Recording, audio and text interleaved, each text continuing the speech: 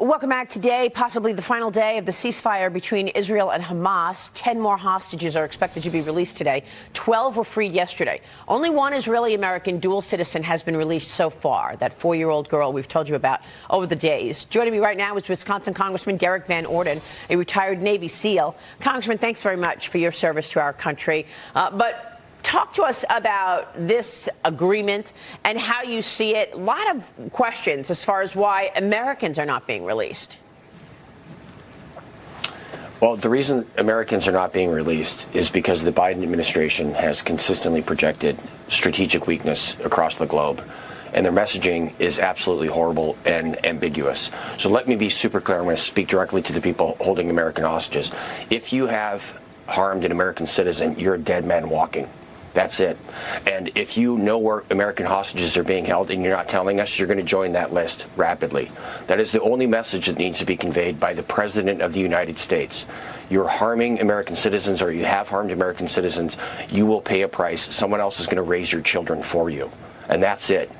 Cut and dry. When John Kirby, the uniformed reporter, gets on and does this walking video on the lawn saying that they've developed this strategic plan to release all these hostages, it's a lie. How many Americans were held hostage in Afghanistan? You don't know. You don't know their names. You don't know their numbers.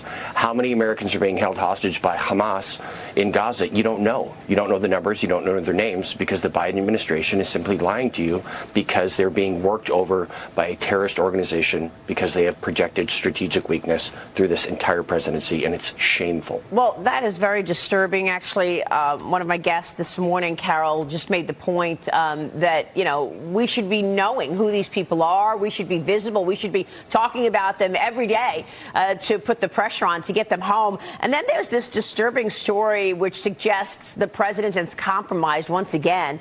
The only person to be released who's American has a dual citizenship, that 4-year-old girl. Apparently her aunt was a major and is a major Democrat donor and bought Hunter Biden's art.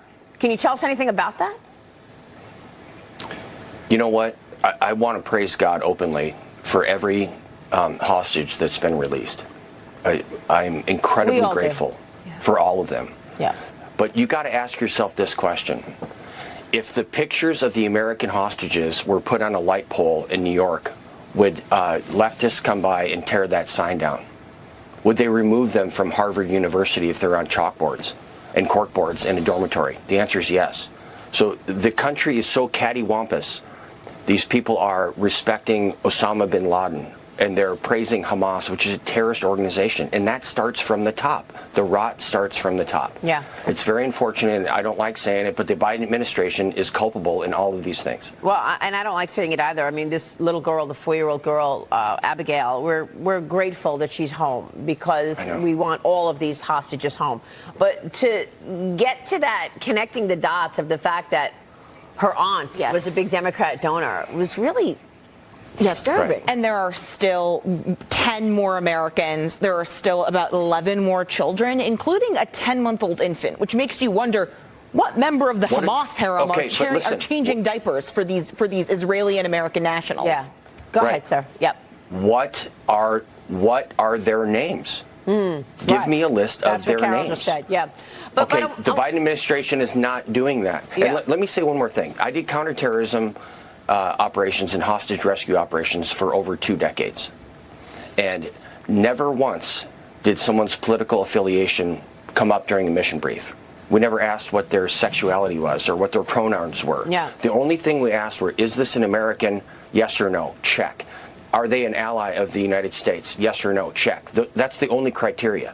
So when John Kirby is saying, oh my gosh, we're disappointed, these people didn't meet the criteria of being released, no. They met the criteria because they're American citizens. Right. The Biden administration has to stiffen their spines and project to the world that if you're messing around with Americans, you're going to pay a price today. Yeah, they're not doing that at all. I mean, we should have been visible in the face of Iran as well. We know Iran is behind all of that. But let me get your take on what's going on with Hunter Biden and the Biden investigations, because the first son is offering to testify publicly before the House Oversight Committee. Chairman James Comer says that Hunter does not get to dictate the terms of a subpoena and must appear for a closed-door deposition before public testimony. I want to get your take on what can be said in the open forum versus the closed door. White House Press Secretary Karine Jean-Pierre commented on this yesterday. Here's a clip. Watch this. House Republicans should really focus on American families instead of the president's family. That's what Americans want to see. Congressman, that's her answer. Can you walk us through why this is not going to fly, Hunter Biden testifying in an open forum? Well, because there is a huge volume of information saying that the probability of the president and his family being compromised by foreign entities is greater than not. And so, yeah, Hunter Biden doesn't get to dictate what the parameters are. Jason Smith is going to be on your program later. That dude is sharp as a cat. And they're getting to the bottom of this. There is a tremendous volume of information that the current president of the United States and his son and his brother are compromised by foreign entities. And that is not okay. And you can't get to that in an open forum. These are not political statements. Right. And you can't get to that in an open forum. I don't know why you couldn't. Versus, well, an open forum, you got each lawmaker gets 5 minutes.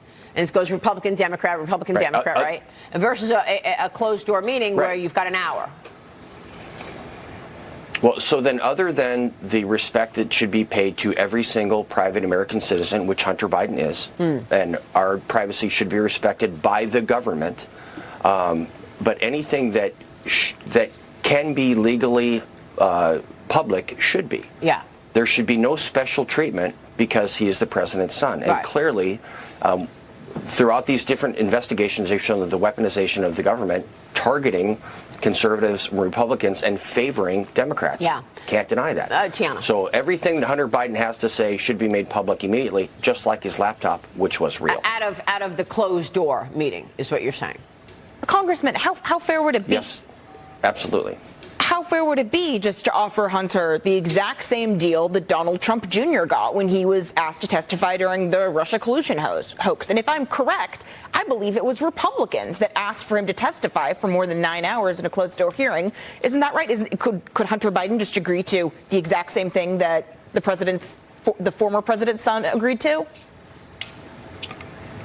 I think that would be fantastic. I mean, what's good for the goose is good for the gander, isn't it? So the Supreme Court's a couple blocks away from here right now. It says equal justice under the law. And either that means something or it doesn't. So Republicans and Democrats and independents and everybody, libertarians, should all be treated the same. Yeah. Equal justice under the law means that. And no one can objectively say that the Biden family has been treated the same as the Trump family. Yeah, well, we can't say that right now. We can't say that right now. That's true. I want to get your take on a transportation issue, given you're a transportation committee. More than 3,000 auto dealers have signed a letter asking President Biden to slow down his aggressive electric vehicle push. They say battery-powered cars are stacking up on lots. They can't sell them. The letter reads this: Mr. President, it is time to tap the brakes on the unrealistic government electric vehicle mandate. The White House brushed it off, putting out this statement.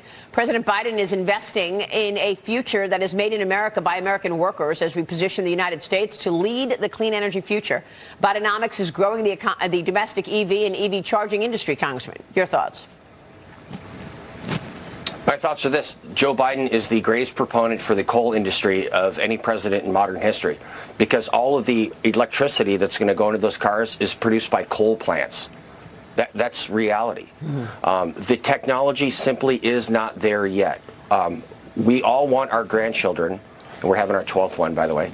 We all want our grandchildren to have energy, but we have to understand we have children right now. Yeah. So the Biden administration is trying to skip ahead a generation, and the technology simply is not there. All right, and we all want a clean environment. We do. We're questioning if the demand is there. It doesn't look like people are buying these vehicles. That's the issue that the auto managers are talking about. Congressman, it's good to see you, though. Thanks very much. Yes, ma'am. Derrick Van Orden joining us. We'll be right back.